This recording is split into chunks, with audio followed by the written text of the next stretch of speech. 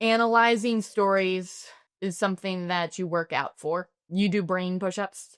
It's actually a habitual thing. It isn't just I can tell you these are the steps to analyzing a story, and as long as you check all those boxes, you're going to be the perfect little critic. It's something that you change how you think about stories, and you do so deliberately. And then you proceed to think about stories like that every time you see one on purpose until you've built those muscles to spot things that you didn't see before, understand things that you didn't see before, and, completely analyze a story. Haven't seen violence inherent in the system! Help! Help! I'm being repressed! Bloody peasant! Oh, what a giveaway! Did you hear that? Did you hear that, eh? That's what I'm on about. Did you see him repressing me? You saw it, didn't you? Welcome to Help, We're Being Repressed. We have yet another new setup. Well, Try again. Take two. Well, new for me. Ameera is still, stuck in a room. In Michigan. In her little coffin-esque bedroom. It's beautiful. I don't know what you mean. All the wall decor.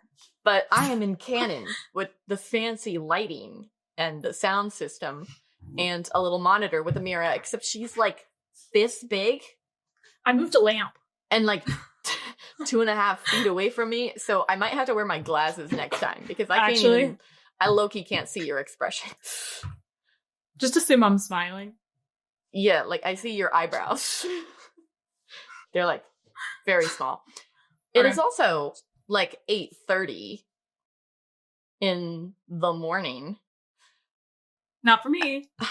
Not for me, but it's not the hour of recorded speech. Too bad. Stop fussing and get started. I'm not fussing. Did you say welcome? I'm being informative. I did say welcome. To help, we're being repressed? Yes, I did. Were you listening? She wasn't listening. Anywho, so new setup. We'll see how this one goes. If we like it, then maybe I'll request that the hours get moved. We'll try. Today, well, actually, this topic is requested. Like, yay, we listen to requests. We listen to requests. Isn't that kind and generous of us? Some person on YouTube. To whoever I'm sorry, it was. I forgot who you were. I could find out. Should I find out so we can give a shout out? No. Sure, but I'm going to describe it while you find out. A person on YouTube has asked us, but I don't know what episode it was on. A person on YouTube has asked us to talk about how to analyze stories. Since we do it all the time. Yeah, or at least claim to. Yeah, we pretend we can. Mm-hmm. And so how do we do that? And I want to broaden that topic slightly to just how we approach stories. So we can cover a couple more bases. I can't find it. I give up. Well, yeah, there's like a small chunk of episodes now. You'd have to check all of them. I don't remember what episode it was. I don't want to do that. I was just looking at the notifications. You know who you are. Thank you for the request. This one is for you. Shout out. Okay. So, how to analyze stories, how we approach stories. It's kind of hard to know where to start. But I want to give one comment. You start by reading or watching a story. That's a great place to start. But one comment, just to kick it off, is that analyzing stories is something that you work out for. You do brain push-ups. It's actually a habitual thing. It isn't just I can tell you these are the steps to analyzing a story, and as long as you check all those boxes, you're going to be the perfect little critic.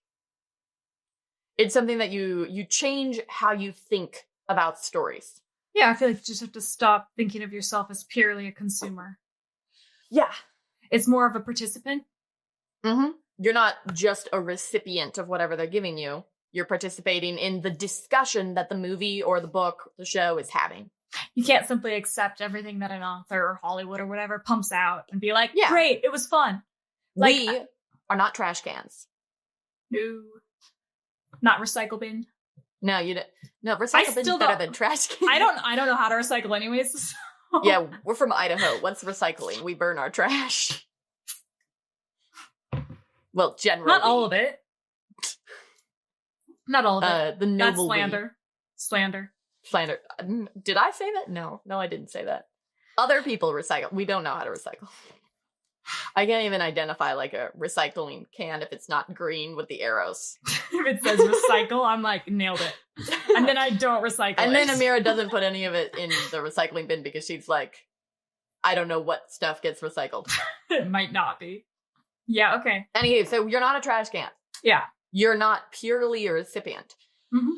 So you got to work those muscles of participating in those discussions.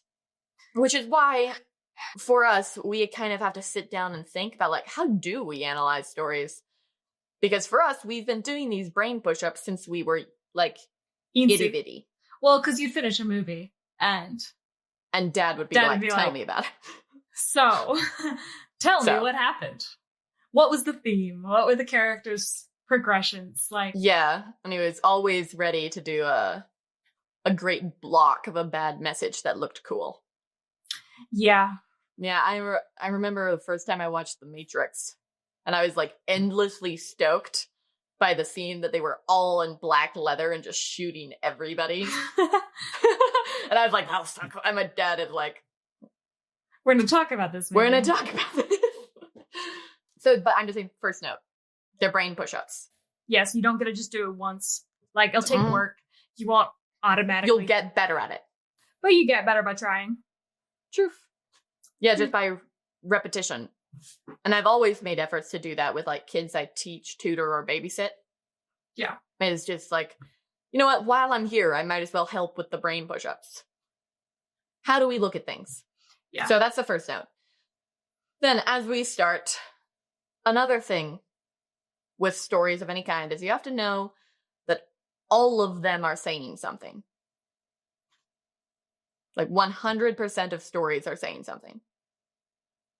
Sometimes it's saying, I don't give a rip, and I'm trying to make money off of children, or like, so sometimes it's not this great philosophical message, but it's always saying something.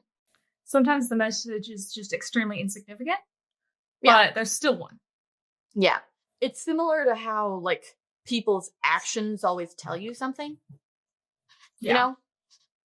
Like, someone is fidgeting, tapping, and I can't look at you straight, and you're like, I deduce very intelligently that you may be anxious. Sherlock Holmes style. It's like, so smart. And it's like, you could look at me and be like, no, they didn't say they were anxious. I'm like, not every action is saying something. I'm like, yeah, it is.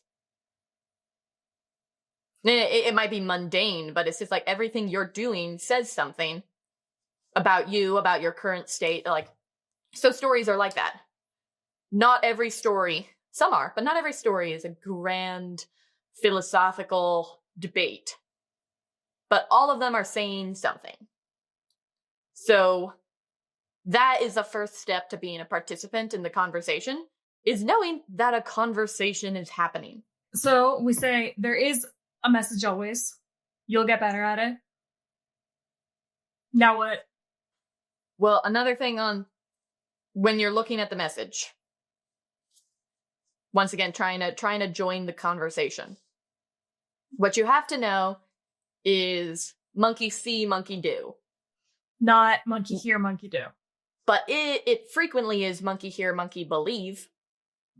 Yeah, so that's the difference between like an implicit and explicit message. Yep.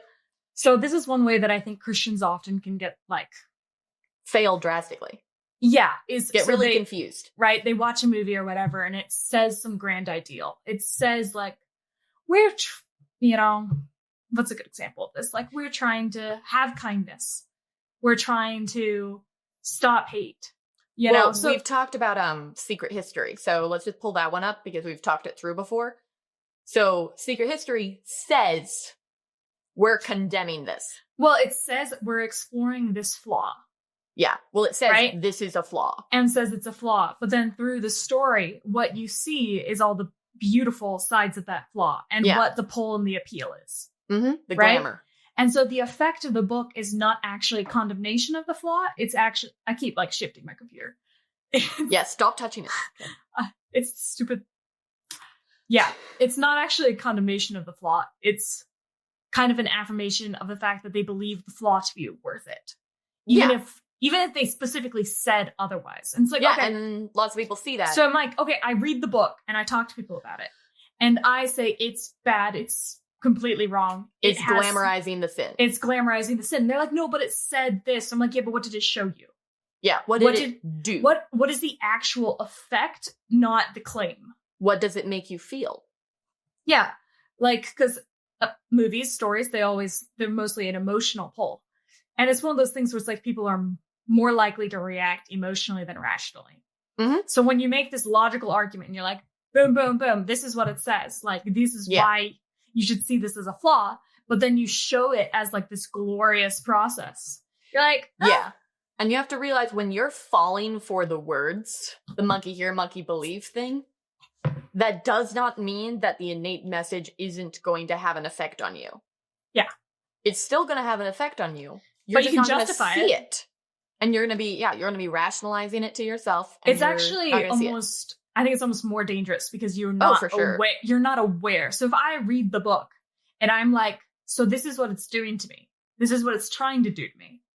Then I can be like, yeah, no. But if you read the book and you're like, obviously it's not doing that, then you're going to be completely unguarded from the fact that is attacking. You can't play defense on something you don't see. Blindsided. Yeah. Yeah. So a big lesson I would have in analyzing stories is when you're talking, and we're talking specifically about the message here. Mm-hmm. So there's many other parts of analyzing a story, but when you're talking about the fundamental words, it's morning. Discussion. Well, I'm always bad at words. Who am I kidding? The fundamental discussion of the story, like the thematic plays. Yeah. And you're coming away with the lessons of the movie. This the implicit versus the explicit is a big thing to notice. And you have to know that the implicit is the real one. I'm gonna be real. There's a good story. The explicit message will be the same, obviously. It should match. Like, it should match. But an Evel Knievel story, or sometimes just a crappy story, those will frequently not match. And you need to be able to spot the real message. Yeah. So, trying to think of like a good kids movie example of something that does this. Well, there's all the new Disney is very much like this. Yeah. So if you're looking at like something like Encanto. It was so bad. It was terrible. I'm sorry. There's a lot of it. I'm not. Yeah, actually. there's a lot of stated problems of her needing to regain like her confidence, overcome her insecurity, deal with the actual root problem, which is her really toxic family dynamic. And I'm like, none of that is actually bad. When you're talking like, she was crippled by her insecurity and her jealousy and ignoring the root problem and making it all about herself instead. And so if you just listen to those like conversations that happen in the movie, you could be like, oh, that's all right. But then the actual like action of the movie is pure affirmation of her. Mm-hmm. And you have to realize that even though it talks about this, what it shows you is just like, oh, turns out she was perfect and she should never be embarrassed or ashamed about anything. Yeah, it turns out she was never the problem. It was her family, especially her grandma. And I'm like, no, the problem was that she was making it about herself. Yeah. And ignoring the real problem. It's actually one of those funny things where people can like 100% know this about humans. Yeah. So it's like when you're talking to someone and they're telling you a story or telling you about... I don't believe it.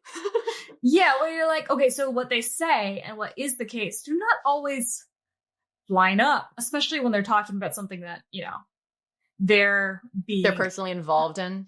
Yeah, or like they're being victimized. They're being like these certain things and you're listening to the story. It's like the actions matter way more than the words. It's like, okay, so what did they actually do in this circumstance? Yeah. Like, listen to, like, what people actually did to them, not how they felt inside. Mm-hmm. Right? Yeah. I'm trying to think of there's a lot of examples like this. I mean, this one's less thematic, I guess, but The Hunger Games has this sort of thing, too, where you have the stated morality is different than the shown morality. Yeah. And you have to be able to, you cannot fall for words. Always look at the actions. And this can partially be proved when you see a movie that, this occasionally happens and it's very entertaining, that's written by someone who wants one message and then directed by someone who wants a different message. Which message comes through? Mira, you know the answer. The director. The directed message. So if you're looking at Stranger Than Fiction, I believe the writer does not like God. No. Not a God fan. Uh-uh. The director, more of a God fan. As you should be. We're all fans of God, you know? Yes. The biggest fans. And then you watch the movie, and it's like, wow, this is so incredibly Christian. Because it's the actions that really dictate something.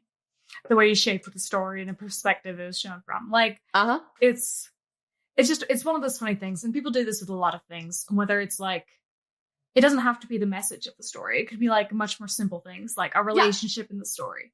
Where it's like, oh, but they never said they were together, therefore it's not canon, or like it's not official. It's not real. It's not official. It's like, yeah, but they were together. Like, yeah. So this is something that makes me a little despondent about current reading comprehension of the world. Is how many people I've how many people I've seen say stuff like that, like implied is not canon. I'm like, yeah, it is. Like, do you really need literally everything spelled out for you? Those people would never be able to read Hemingway. No. They're like, what's happening? There's like not a singular thing in this book is canon. Because yeah, they're like, nothing's canon. Everything is fan theories. I'm like, incorrect. I'm like, if I heavily point you a direction, that's the direction I'm talking about. Right. It doesn't matter that I'm not over there. I'm pointing at it. You know, you see that? It's that. Squirrel. I'm sorry, I was just looking at that bird over there. I love Bob. Anywho, I do see this especially with relationships, but it's a lot of other things too, where people just don't see it because it's implied. And I'm like, implied things are the best in stories.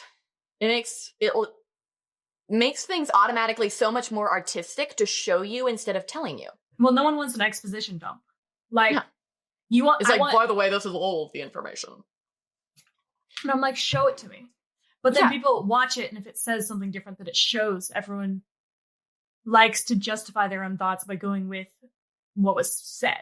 So, like, you pointed out Hunger Games, right? And has, like, this faux morality. And she's, like, being sad. Self-sacrifice. Yeah, this self-sacrifice aspect. And you have the first book where it's like, oh no, I have to kill these people. I have no other choice to save my family. Right? Like, I have myself. to.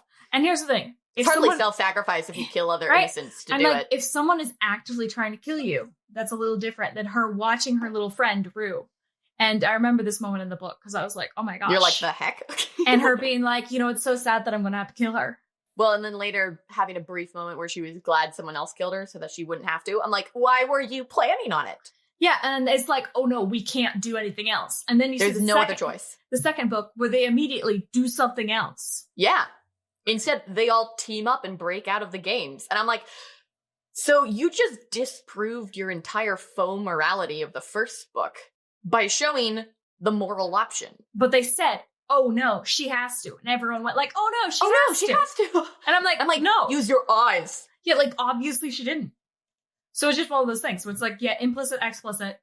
It's like, what it shows is always going to be more of what the movie is actually saying than what it tells you. Mm-hmm. So obviously what it tells you is important in some extent in understanding the movie. I think sometimes it's important when understanding if the movie is trying to like get something past you. Yes. Where it's like, okay, if there's a clash. When they're like, okay, what are they feeding me? Mm-hmm. And if there's a clash, that's a good sign that they're trying to feed you something. Yeah. Like I said, it's normally a fail or a sign of manipulation. Okay, but here's another thing you have to add to the dynamic. Is in the category of fail. There's actually some failed versions of this that are good media. And it's because of the implicit, explicit dynamic and the fact that implicit is the true meaning of the story. Authors will mess up. Like, authors can legitimately be wrong about their own stories. Yeah. Because when you're building a story and you're a good creator, or I guess not, well, stories can frequently become organic. And so they move on their own and they're growing out on their own. And sometimes the decision that the creators made doesn't actually match the end product. And so they still have all the lines that say, see, this is what it means. And I look at it and I go, but it doesn't. A basic example of it that kind of like can show you that is when the creators planned on having two characters end up together. Yep. And then they made the show, and these characters have way better chemistry and feel like they should be with someone else. Yeah, and then they're just like, no, so I'm the creator. I make the decisions. Like went off the rails, and the story kind of did its own thing, and it should have been this instead. You know, but they made a decision. So there's that example, but then there's also things where it's like, so I think what the creator intended is important. And for sure. You can look at it when studying the movie or studying a book or whatever and trying to make your decision about what it says, but it doesn't always line up. So you have like J.K. Rowling, right? Who looks back and is like, Dumbledore is gay. And you're like, no, he isn't. And you're like, yeah. You're not right about that, actually. It's not in the story. You can just be wrong as an author. Not only is it not stated in the story, it's not implied in the story. No, you can look at it and be like, Well, yeah, she also thought Ron and Hermione should be together and that Ginny and Harry should be together, and that's just incorrect on both counts. I am a Hermione shipper. No, Lucia. Oh, yes, I am. Not all the crappy fans. Yeah, no, it totally is better. Because here's the thing. Another thing is that she has stated before that she hates the fans for Draco. And she's like, Draco's evil. Oh, wait, I would not say I'm a fan of any part of this, to be honest. I don't really like Harry Potter. Oh, yeah, no, I'm not a huge fan. But I'm just saying it is an example of being wrong. You're taking a strong stance about something I don't really care about. Yeah, Ameera's like, statement. Anywho. I'm just saying that she made a character, Draco, and she tried to just make it Evel Knievel. And she said before that she hates, she's like, doesn't understand Draco fans. And I'm like, he used a slur. Like, that's, the worst sin of all time. You know, it is. It totally is. Yeah, I'm like, how do you and I think she said before that it's like, Draco only has fans because Tom Felton was cute. And I'm like, no, Draco has fans because you didn't truly explore your own character. And there was a lot of stuff there that you didn't mean. And that you didn't intend. That other people see. Where it's like, he's a highly sympathetic character. In a lot of ways. Well, he's the one who's being forced to be And he's a sacrificial lamb. So, yeah, he was a brat. He's in a horrendous home situation. But he's a kid. He's a child. And he's a child who's being blackmailed and threatened by the Lord of Darkness into self-destruction. Committing murder. His family's being held hostage. And he is crying alone in the bathroom about it. He's so broken. And Harry pops in and goes, ew, Draco almost kills him. And then Dumbledore knows about it and doesn't help because it's better for Harry and the ultimate plan. He's allowing one of his own students to destroy himself. And she's like, I don't understand why people like Draco. I'm like, he's a sad buddy. Yeah, it's just another example of a character that was created in a way by the author. Yep. And she's just kind of wrong about it. Yeah. But that's just one example. And there's a lot of other examples. So that's a character that I'm like, it's just funny that fans see something that she doesn't. And I fully admit that probably some people are just into him because Tom Felton's cute and they like the fan art and the fan animation. I'm like, Gross. And I'm like, no, I'm not into that. However, it is true that J.K. Rowling was wrong about him. Or similarly, you can look at movies where the messages are kind of split. Juno was not intended to be a pro-life movie. And it had a huge pro-life effect. Dune I think director of Dune, like, really wanted it to be condemning of Paul. And my dude is so fine. Like, he's okay. Yeah. Like, he's worse in the books. Like, he has Zendaya have all her lines about, like, you're the problem, you, like, white man coming in. And I'm watching her being like, you're the problem. I'm like, you're the problem. Like, it doesn't matter what his race is if he is the literal messiah of this world. And so, like, you have a message that's stated, and then I look at it and I go, no. You can tell me all you want what you think the interpretation is, and I will still be entitled to my own correct opinion. Yeah, so I think that's one of the big important things when looking at stories. It's like, don't expect everything they say to be actually true about the story. Yeah, watch the actions. Yes. Watch your own feelings. I think pay attention to when there is a theme statement. So theme statements, especially in movies, happen like right at the beginning. About 5 minutes in. Yeah. Sometimes less. Within the first 5 minutes. So knowing what the theme statement is and what they are claiming is the theme is important. Yeah, because that is the discussion. Yes. So they're not lying about the discussion of the movie. No. It won't always align with what they claim the answer is. Yes. Right. But you got to give a shout out to really good themes. Yeah, Gladiator. You should know that, oh my gosh, impeccable. You have to know that sometimes a way to spot the theme, if you're someone that you're like not sure, like, okay, but what's the theme of the movie? Like, how do I spot the theme? Because there's always like sub themes, you know? Like, how do I spot the theme? Well, sometime in the first 5 minutes of the movie, someone is going to say something and someone else is going to contest it. Yeah. That's almost always the case because it's a question. It's never, this is a statement, it's the question. And then the movie is a conversation. So Gladiator has a beautiful one where at the very beginning, he's standing watching. Is it like Quintus? Yes, Quintus turns to him and like, no, doesn't turn. He's just standing there. He goes, men should know when they're conquered. And what does Maximus say? Would I? Quintus? Yeah. Would you, Quintus? Would I? And then the movie goes on, and the answer is, heck no. Men should not know when they're conquered. It is actually a very, very good and masculine trait to not know when you're conquered, when you're fighting on the good side. Yeah. You fight till it's dead, is what you do. So, that's the original conversation, is, should you know when you're conquered? And Maximus fights tooth and nail till the bitter end. And it's like, no. He could have given up at any given moment, and no, we do not. There's a couple other things that are important when looking at a story. I think a big one is the character progression. Yep. And so when you look at a story, especially, I mean, side characters too, but the main character, it's Let's start okay, there. Where do they start and where did they end? Uh-huh. Was their growth?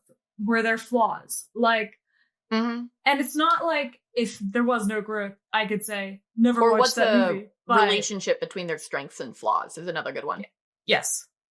So it's like, one of the things I really dislike about modern movies, and I'm sure we've talked about this before, is the way the progression has been constantly about self-affirmation. Uh-huh. And so the only progression in most modern movies is finding confidence in yourself and cutting out those that are toxic in your life. Yeah. It's a very selfish way of framing it. So when you watch a movie and sometimes the conflict is external, but the only progression for yourself is self-acceptance. I'm like, no, I'm sorry. See, this is part of why we liked the little twist in K-pop Demon Hunters. That rather than self-acceptance, it was truth-telling of facing yourself in order to grow. Which is a very different thing. Where you look at yourself and you go, I was wrong. Which is the exact opposite of self-acceptance. Where you look at yourself and go, turns out I was right all along. Turns out I should have been confident. Yeah, it's like, in my humble opinion, anytime you're doing a strong character growth, the turning point has to be, I was wrong. Yeah, okay. And then we grow. See, we talked about Mulan last time, where she has that moment where she's like, this was stupid. I was a fool. I was more selfish than I thought. And then she gets up and her next move has got nothing to do with herself. Yeah, it's not about her. Yeah, so you watch that and you're like, okay, where does she start at the beginning? Yep. She is insecure in herself. Yep. However, she's constantly thinking about herself. Where does she end Yeah. up? Thinking She's about others. well-intentioned, but thinking about herself. Yes. And then she ends thinking about others, and then finally losing that insecurity as a result of looking out. Yeah. And so, yeah, I definitely agree that if you're trying to assess a movie, look, characters, where did they start? Where did they end? How did they get there? And was it the correct progression? Yeah. Like, did it need to happen? For one. Mm-hmm. Should it have happened? Like, was it real? yes. And of course, I don't mean like one-to-one realistic, but does it resonate with the God-made world around us? Yeah, because it's like, even if you're making something fantastical, it like has, especially when you're working with the character, it's a person. Yeah. And it should be a real person. Even if it's like a cartoon animal, it's still like it's supposed to be a real person. It's supposed to be real. It has to be something that would genuinely align with the real world. Mm-hmm. So I think character progression is a big one when looking at movies and deciding whether they're any good. Or, I mean, stories, books, movies. It's like, and not every story is about character progression. Of course. A lot are, as they should be, but not all. Yeah, a lot of them have that arc, the character arc. And I like that. I like the development. Mm-hmm. But not every single one is going to have that. And some of them do different things. So it's not like if there's zero progression, oh no. Can't watch it. Terrible. Evil. It's like, but it's like you should be aware of it.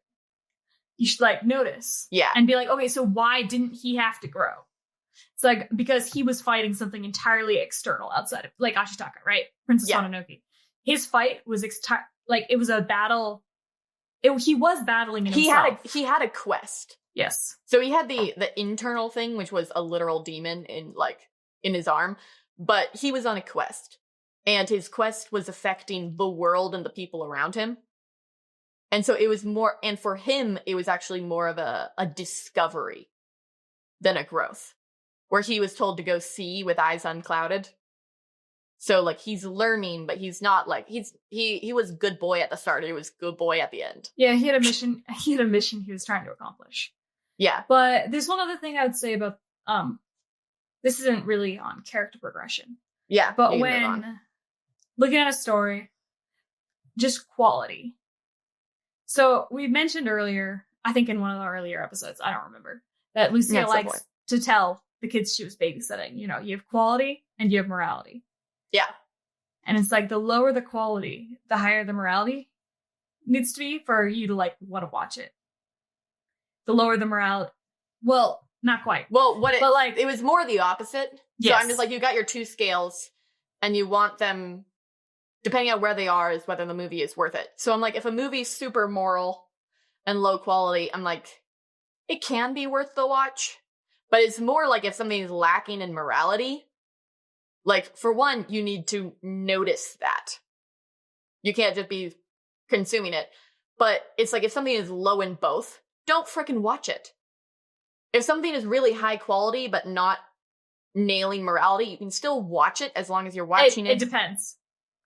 Depending. That's why I said lower on morality. I was not, like, hitting the floor on the scale. Basically, everything takes nuance. Yeah, I'm just saying if something's a little lower on morality, it's not nailing it, but you're watching it with open eyes, and the quality is really high, then there's still something to be gained out of watching it.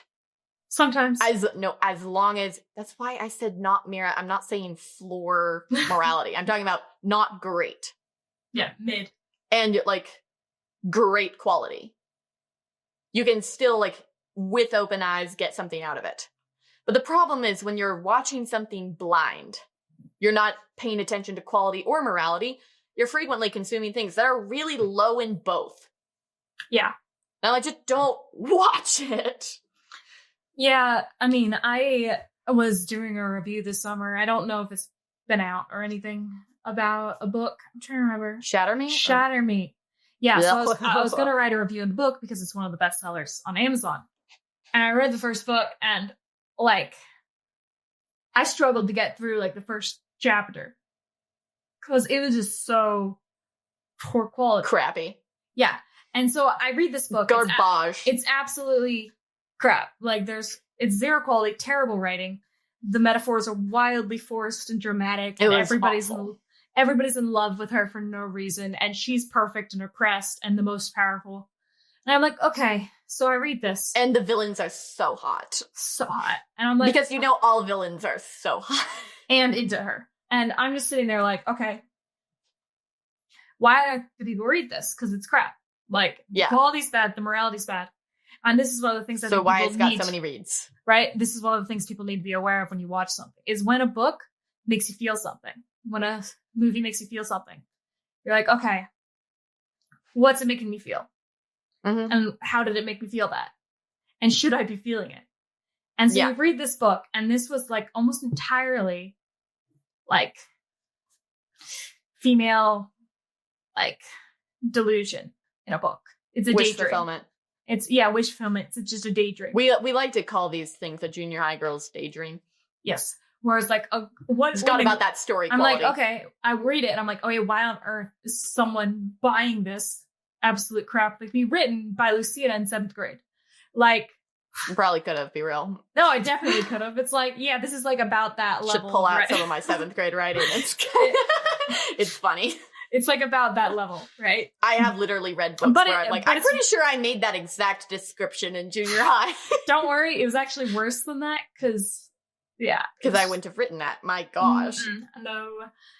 But yeah, when I'm like, okay, you have why? to. Yeah, if you're not thinking, where's the quality, where's the morality, you end up consuming all sorts of things you should have dropped. But it's like, oh, you have to look at yourself and be like, why am I enjoying it?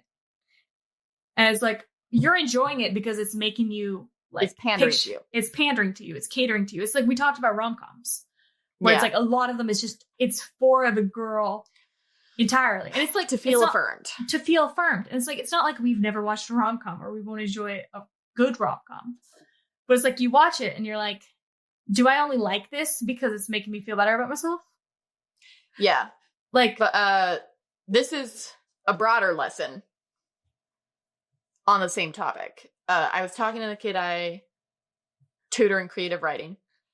And what I do every time we meet up is like we talk about his writing, but then we also talk about what stories have you consumed. And I'm trying to teach him consume like a creator. Yeah. Right? And so I'm like, how did you like so-and-so movie? And he says his reaction. And the question is always, why? So he goes, it was super cool. And I go, what about it made you feel like it was cool? And so a good question, if you're wanting to deep dive into the movie like a nerd, like we do, if it makes you feel something, say why. And sometimes it's as simple as they killed a dog in front of me. Yeah. And I love dogs. It's not always a complicated answer. This isn't like that bad lit class where you're like, what is the metaphor that's being, like, what does it mean that he ate spaghetti? It's like sometimes it means he ate spaghetti. Sometimes it's just a bird. The robin means nothing. It just flew past. But sometimes it's an omen. Sometimes. And you only know if you ask. But you have to be okay with the simple answer. So sometimes the answer is simple. It's like that Billy Collins poem that I love. The one about poetry. Do you remember? Okay, well, it's a really good poem. That's not the quote I have. It's okay. Continue. Do you think? Billy Collins is great, people. So yeah, the question is why. So like, why was it so cool? Why did it make you sad? Why did it make you happy? Why did it make this thing seem appealing? Like what happened in the story to make it? Also, was there anything beyond the pull of the heartstrings? Like, did all you do to make me feel something was kill the dog? Was that it? Yeah. Was there any substance behind it? Was there deep meaning to this story?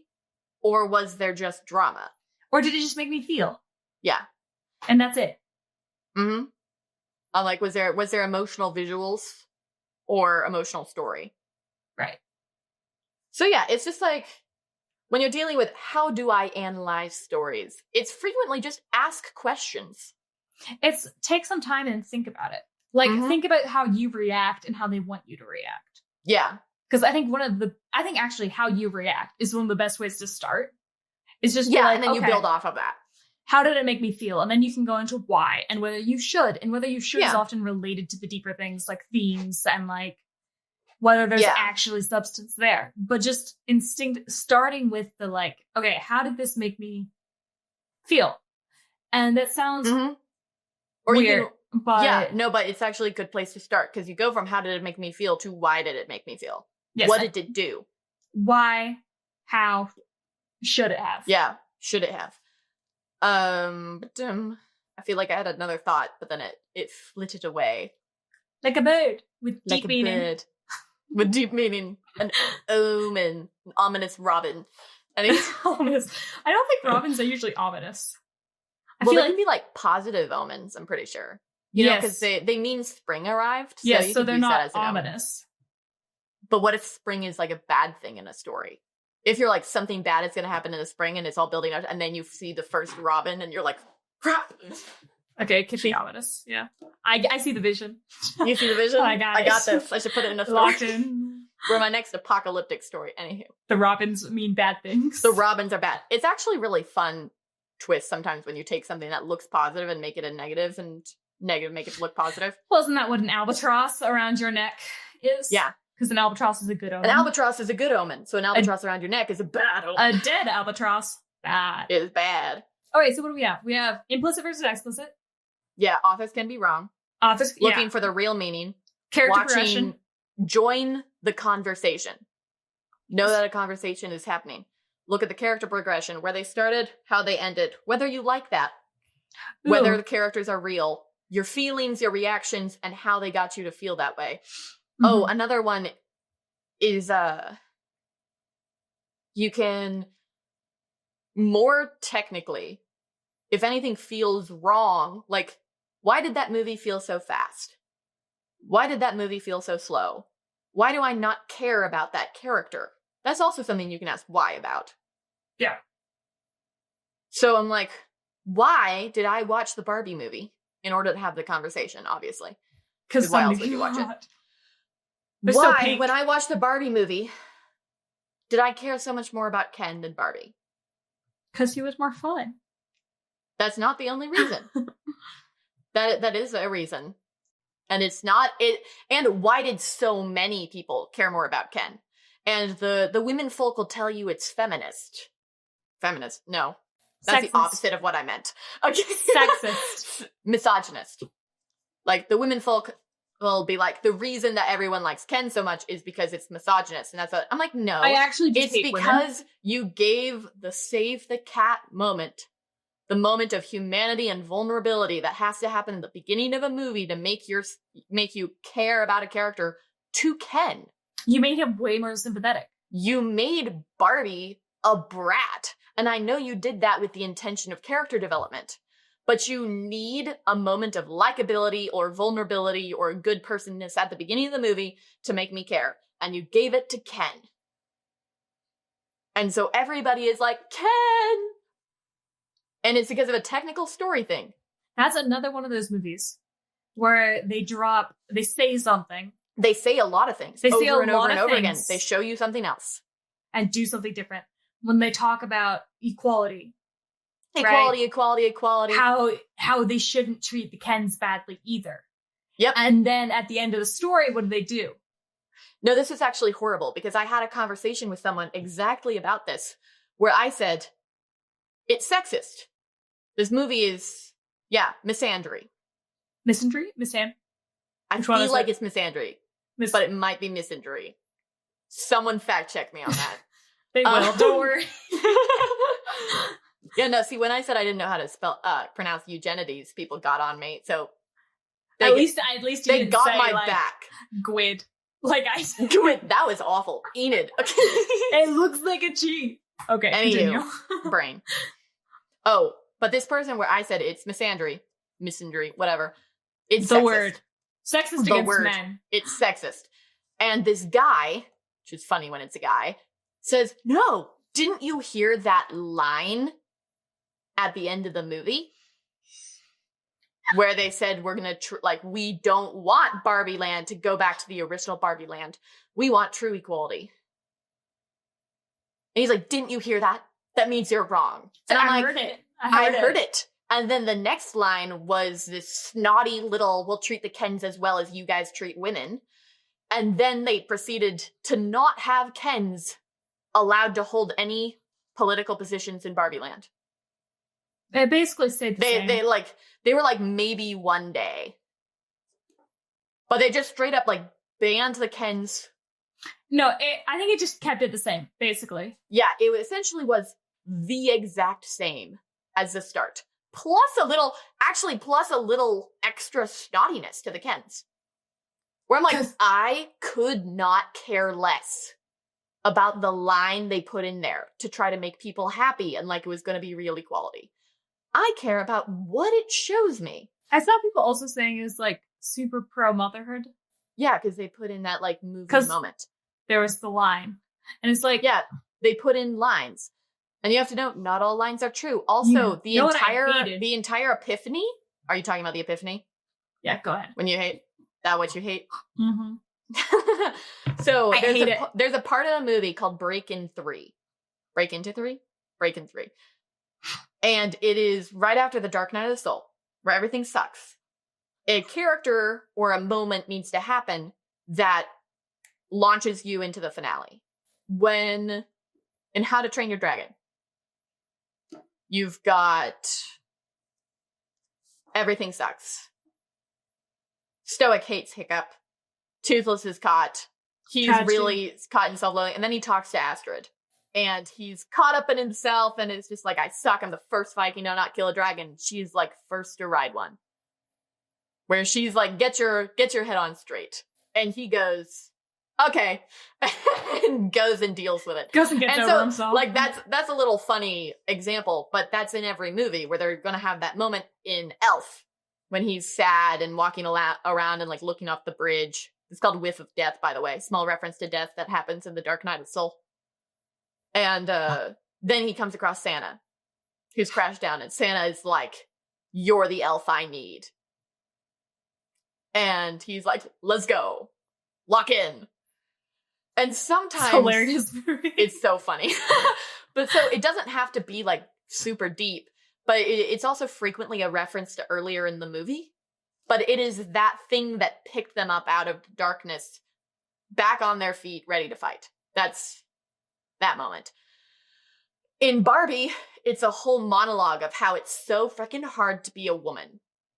I hated that so much. And it was just like a minute of straight complaining about the fact that women have a moral obligation to be good people. And obviously, there's some things in there that aren't connected to being a good person. But it was just straight complaining. With no solution.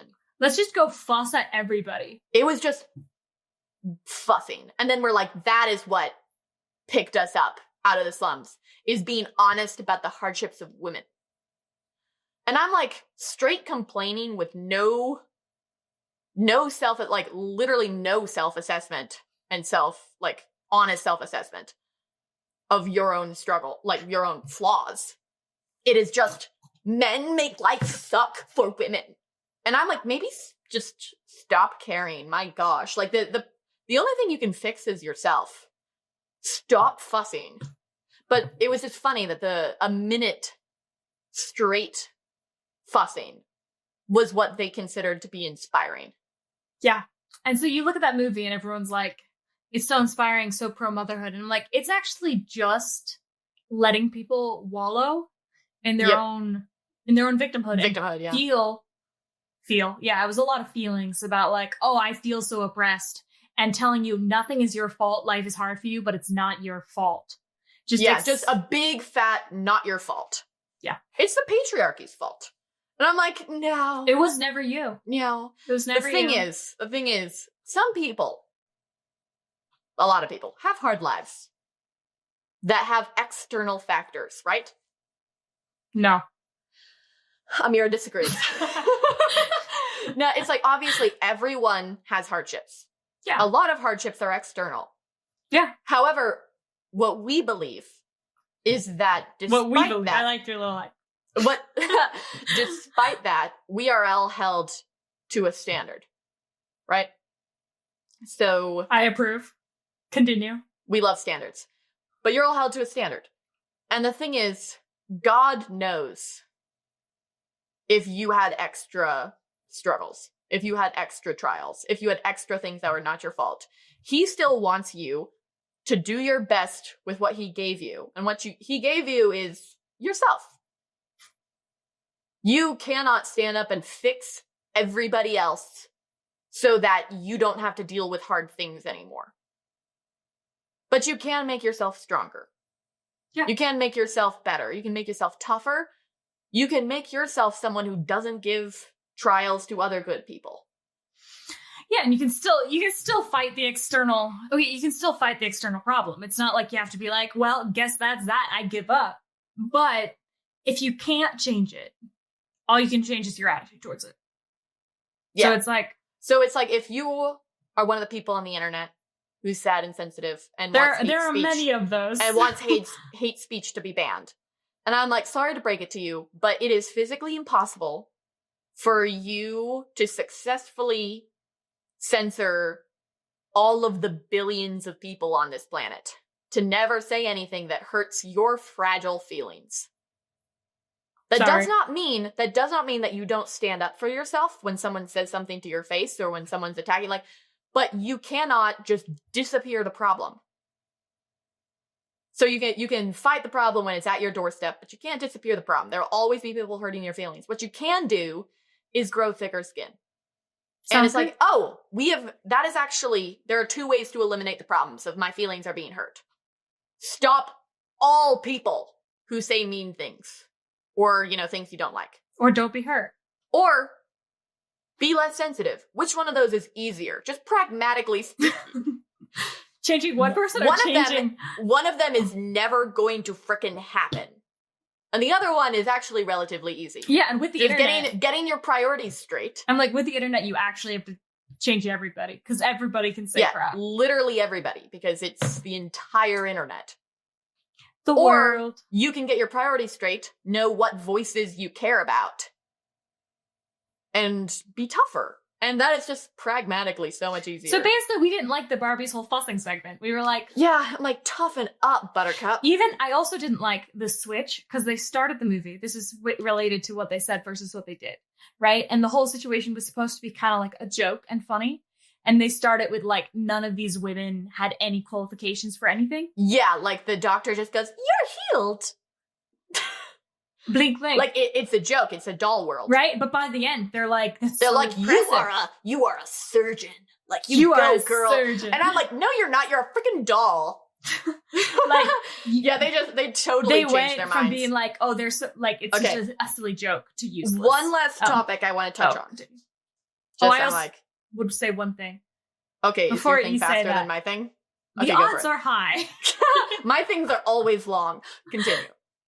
When I said how things make you feel, this is just for parents and like when you're showing things to your kids. How does it make your kids feel?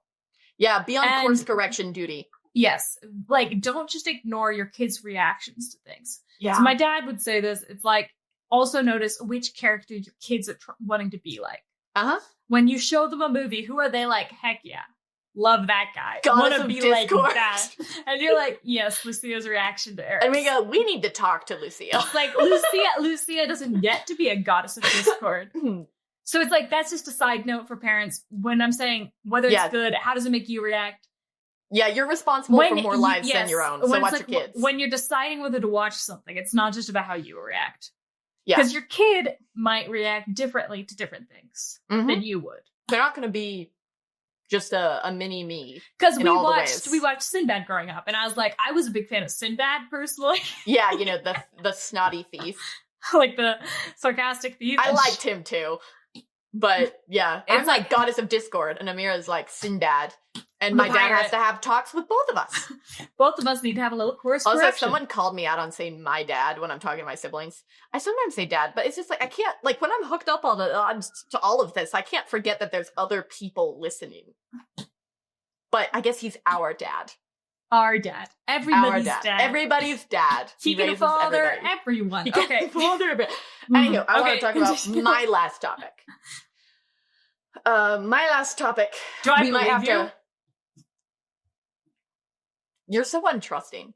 Anywho, but you got to listen you have to watch what I do, not listen to what I say, right?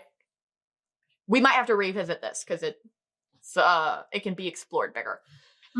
But the reason that I broadened this to how we approach stories and instead of just how we analyze stories is one note I want to say for stories is that they should 100% affect you in real life. Like they'll frequently do that on their own, but I do not like when stories are treated purely as escapism. So this is where I hide from my sucky life. This is what a lot of women do. Yeah. And men do too. They do, Just but different- they do it in just different genres. books, yeah. Different books. But where it's like, this is where you see all the reels of people being like, if only the world was like books. Or it's just like Fictional men. resenting the fact that all this isn't real and that I have to go back to work. My gosh. And it's purely escapism. Like, that's not healthy. That's not how it should work. Like, a good book makes you look at the world differently. Yeah. Like, a really, truly good book will make you turn around and be like, I didn't know the sky was this shockingly blue. Have you paid attention to beetles lately? They're insane. Like, it's just, it should wake you up to looking at the real world. Like, I want you, when you read a book, that you go, wow, the world in this book is so magical. That should be taken to looking at the world and being like, the world is magical. Not, oh, the world is so dumb in comparison. But, it's a similar thing with characters. So, a lot of people know that a lot of anime fans suck, right? You guys like the otakus and the weird things, the things you don't want your children to grow up into. Yeah. We know the type. What's funny is that there's kind of a genre of anime called shonen, that some of the animes in there are good. And what's funny about it is that these stories are all about pushing yourself, working your hardest, fighting to the death, like train, like, and it's really just like, it's very growth mindset stories. Yeah. Very noble. A lot of the time. Obviously not all of them. I'm talking about a certain set. Very specific set. Very specific set. But it's super noble. Of like, I will put my life on the line for everyone else. When I am broken, when I am hurting, I will stand back up because evil needs to be defeated. Yeah. And then you've got the otaku fans. I don't know if I'm saying that right. I've seen it written. That sounds correct. I have no Well, you see idea. a certain set of fans. Yeah. I'm fine with geeks, but you get a certain set of fans that they watch it and they get really, really excited, and their entire application is cosplays. Let's dress up as them. They're like, I'm going to be horrendously selfish, cut off from the world, obsessing with fictional characters, and dressing up as them. Often And then you skankily. Yeah. And Often, you're just looking at them like, weird. I'm just looking at them, and there's, once again, certain set of fans where you're looking at them and you go like, did you get any of the message? Yeah. And then you look at a different set of fans where you might not know this, but there's a lot of athletes who are fans of these type of shows. The last Summer Olympics involved a lot of winners doing little anime references. That was funny. That was funny. But you see those people, and they're watching the same things, and they're living like that. They're watching this, like, kid, like, work out and fight, and, like, they go, like, yes! And then they go and they work out and they fight, and they push themselves, like... There's a reason there's, like, a gym bro subgroup of anime fans? Yeah. Where they're just like, yeah, so I'm going to watch this, and then I'm going to try to reach it.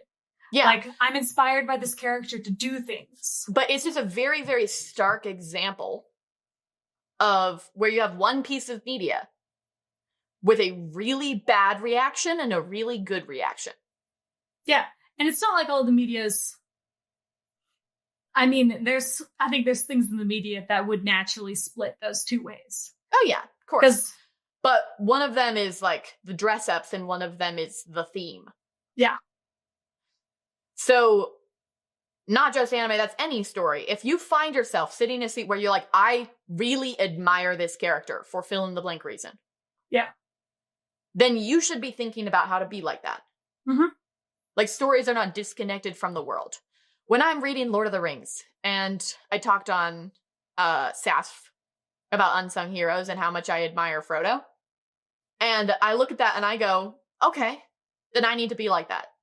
I need to be willing to not be acknowledged for yes, when I do I need to be someone who is good, doing the hard thing, doing the selfless thing entirely independent of other people's reactions. Yeah, and sometimes often it's as simple as do the dishes when no one else is there.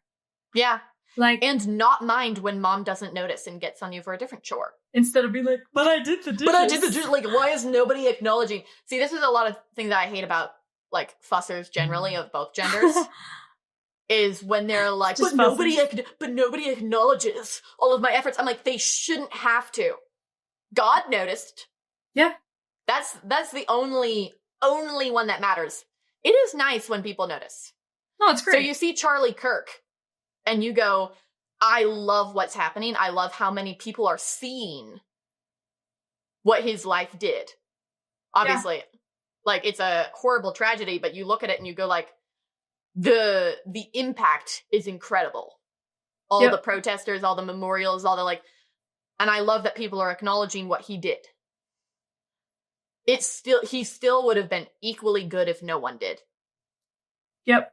If not a single person in the world cared, Charlie Kirk would have still been a martyr and a good man. Yep. Because God sometimes blesses you with that reaction, and he sometimes doesn't, but he 100% of the time sees what you did. And you have to so act I'm like, the same. Either way. And that's something that I see in a story very clearly and go, okay, I need to be like this. And that's how you should be whenever you are admiring something. I actually had that little moment in track where I had been watching one of these shonen anime, and I was sitting there, and this one, it's not just that, it's a character that I admire across all media, is the person who cannot be stopped by pain, who never loses the mental game. Yeah. And so I'm about to run a 400, which, for those of you who haven't run a 400, that is run as fast as you can for longer than you can. Way longer. Obviously, there's techniques, but it is just kind of as fast as you can for longer than you can. It's basically just pain. Yeah. So it is a race. It is a race where you have to win the mind game, because it's going to always hurt. Yeah. Like, every time you get faster, it doesn't get easier. No, then it just hurts more. Yeah. So it's just a painful race. It's always a painful race when you're running it right. Or when you're running it wrong. But the thing is, it's going to be equally painful. So what you know about that race is when you hit that 250 to 300 mark, it is you in your mind. Your fitness is going to be whatever it currently is, but regardless of what your fitness is, you're going to want to slow down. Yeah. And I'm standing here before this race, and I'm just like, here's the thing. I admire all of these characters, whether I see them in movies or shows or books or real life. Like, I love it when they show up. I love the message. I love the toughness and the grit and that just cannot be stopped. And I'm like, I have no right to cave. Like, my fitness will be what it is, and I'll be injured or not. But when it comes to that mind game, I can't lose, because I have no right to lose if I admire those characters. Yeah, and this is one of those things I think that people need to remember. Obviously, I didn't, but that was a PR race. But is when you feel like that, when you want to become somebody, you don't get to do the internal, like, conflicted, like, but I'm not that. I'm not good. Well, here's the thing. We don't like the just needed confidence. No. However, sometimes you do need to what you need to do is get over yourself. Once again, the humility is not thinking less of yourself, it's thinking of yourself less. Yeah, and I think that's a really important thing that everyone should think about much more than they do. Mm-hmm. And it's a constant good reminder for me, where it's like, yeah, thinking that I suck is the same as thinking that I'm great in a lot of ways, except for now I suck. Yeah. And I'm not great. Like, so when you're trying to imitate at least delusional someone, confidence sometimes gets results. Right? But it's like, if I want to be a character and I'm not that character, that's okay. It's a progress. It's not a, like, flip the switch on and off. Yeah. Well, it's also, this is what I told Marisol about volleyball, was I don't like when coaches really work on teaching girls to dive and applaud every time the girl hits the floor in a game. What you teach them is to get the frickin' ball. If you hit the ground as a result, okay, good hustle. However, when you train the dive, you see girls just hitting the ground all the time and not getting the ball. And they just constantly hitting, and everybody's like, oh, look at the effort, you hit the ground. Instead of just get the ball. And it's similar with this, where I'm like, stop thinking about like, I need to be, and just be like, there's the goal. Yeah. There's the goal. Go get it. Take your eyes off of yourself. Don't be like, I'm just going to dive. I'm going to dive. I'm going to dive. Like, and I did good effort because I hit the ground. Like, no, go get the goal. See the thing, get it. And it's like, I mean, I was really, really bad at like pancake sliding in volleyball. But you got the ball a lot. But I got the ball. She has a scar to prove it. Because I would jump. I also have a lot of bruise tips. People will end up diving, but like when you really like the diving will happen. I'm sorry, I'm not a believer in diving. I'm a believer in launching. Launching in the air. Well, what we believe in is getting the ball. Yes. Getting the goal. Not what it looks like. We should probably close this down because somebody needs this studio after us. Ooh, okay. Well, after me, because I'm the one here. Goodbye, everybody. Anywho, what do we tell you to do? Think about it. Think about it. The general rule is think about it. And I know that people find me annoying because they say it's not that deep. It's just a kid's movie. It is that deep. Okay. Sometimes it's not deep. No, it's not. Always I'm being funny. It's always doing something. Hilarious. Yes. And I will have no regrets because it's more fun to be this way. Yeah. I think. I've never been the alternative. I was raised this way. Anywho, I hope those were helpful. Probably wasn't. Get those brain reps in. Yeah. And kind of just rambled for an hour. It's nice to see you, sister. Oh. I actually saw her last week. It's fine. I'm stuck in Michigan. Woo. Yeah. It's so much better to be me than you. Imagine being in school right now. Yeah, instead of working. Anywho. Hope we were helpful. Goodbye. Maybe we'll be in the same setup next time. Maybe we won't. Depending on how this works. Goodbye.